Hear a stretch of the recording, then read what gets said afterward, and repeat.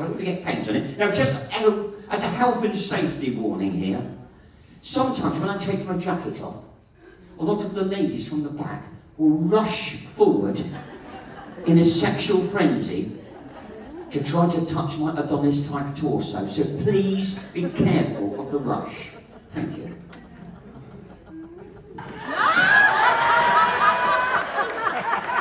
I was ready for her.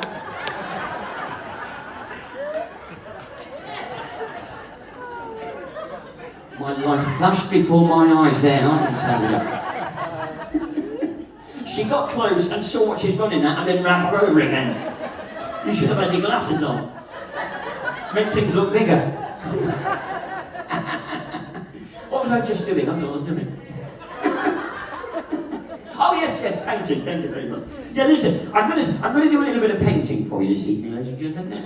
And when I do it, I will have to turn my back on you. So don't think I'm being rude. I'm just going to do painting. I'm just going to tuck my tie in a moment. Excuse me. I've lost a bit. Have you noticed I've lost weight? Do you know, I've lost so much weight. I went for a walk in the park yesterday, and the ducks started throwing me bread.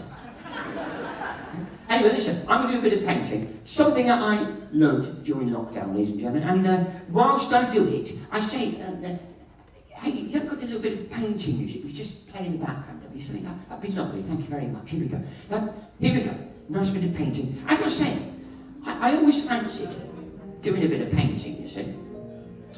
And my dad used to say to me, why not? Have a go. Have a go. What's the worst that can happen? That's what he used to say to me, you know. So I thought, why not? Have a go. Have a go. Have a go. See what happens. What's the worst that can happen, you know.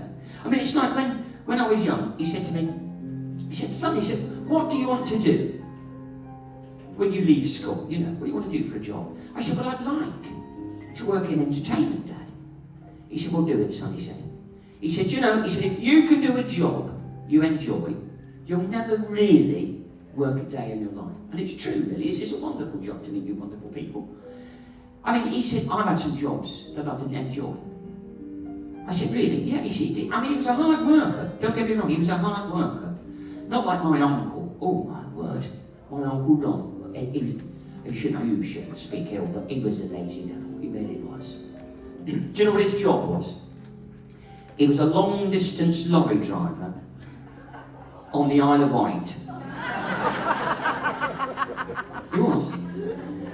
Honestly, he was so lazy, right? He married a pregnant woman. Honestly. So, my dad, he had some jobs he didn't enjoy. He said, I said, what like that? He said, well, one job, he said, that he didn't. He worked in a sewage farm. He didn't enjoy that. You know, he used to just go through the motions, you know. And then he had another job that he got sacked from. I said, what was that?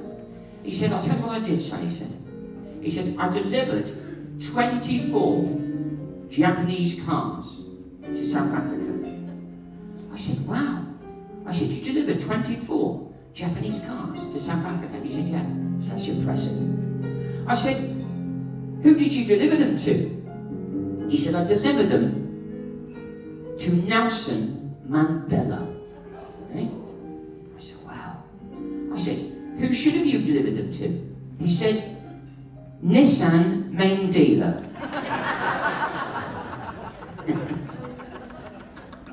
Oh, but anyway, he said, look, if you want to be an entertainer, be an entertainer. Because I'll be honest with you, I wasn't academic at school, to be honest. I'll be honest with you, ladies and gentlemen. I remember saying to my dad once, I said, Dad, listen, I said, I'm absolutely no good at all at maths. I'm terrible at maths. He said, don't worry, son. I was no good at maths either. Eh? That makes three of us. Yeah. And he said, look, whatever you want to do, you do it. So that's why I started doing this, he said. It's wonderful. And he said to me, I'll give you a bit of advice, he said. He said, every night, when you're in the bath, he said, practice your jokes, practice your songs. He said, and that's good. He said, good little practice for you. So every night, that's what I used to do.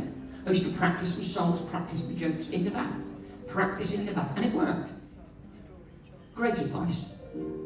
Mind you, I'll be honest with you, it wasn't the best advice for my brother. He wanted to be an electrician. I do miss him, I tell you. But anyway, that's why I ended up doing this during lockdown. I mean, I didn't just do this, you know, I'll tell you what I did do. As I said, to fill the time, we have got in our village in Norfolk, right, you've probably got them, they're all over the country, obviously, of course they are, but we've got this, the church run it, it's a food bank. And during lockdown, they wanted some volunteers. I thought, well, I'll go and do it, so to do.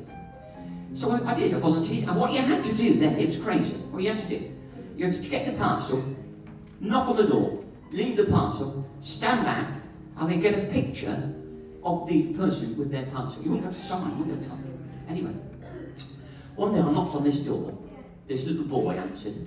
I said, hello, Dan. I said, is any of your grown-ups in? He went, my mummy is here. I said, oh, fantastic. I said, can you go and get mummy for me? He said, I can't, because she's very, very busy. I said, oh, okay then. I said, is there any other grown-ups in the house? He said, well, my daddy's here.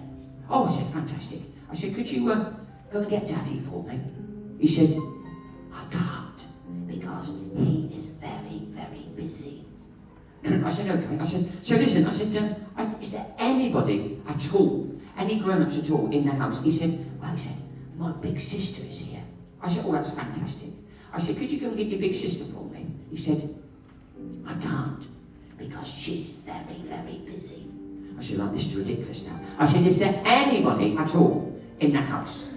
Any grown-ups? He said, well, he said, there is a police lady here. I said, there's a police lady there? He said, yes. I said, well, go and get her then. He said, I can't get her because she is very, very busy. I said, right, that's it. So I said, mummy's here, daddy's here, your big sister's here, and there's even a police lady there, and they're all busy. I said, what on earth are they busy doing? He said, they're looking for me.